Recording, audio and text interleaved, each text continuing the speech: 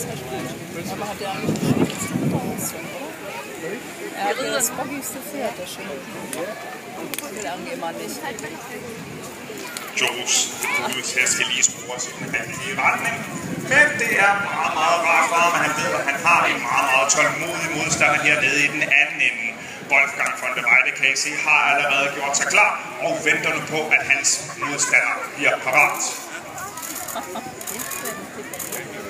Ja, der ist so ein bisschen bockiger als in mir, ne? Se, hvordan det faktisk lykkes Jules at bakke sin hest hele vejen tilbage til, der hvor den rent faktisk skal stå.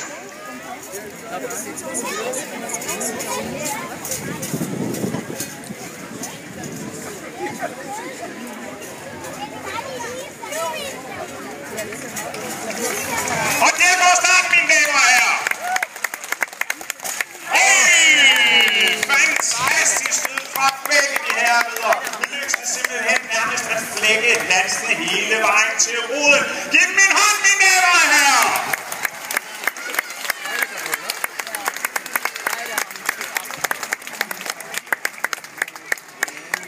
Ja, mine damer og herrer, det er fantastisk. Det er faktisk en dobbelttræffer, og begge ridder får tildelt 3 point, mine damer og herrer.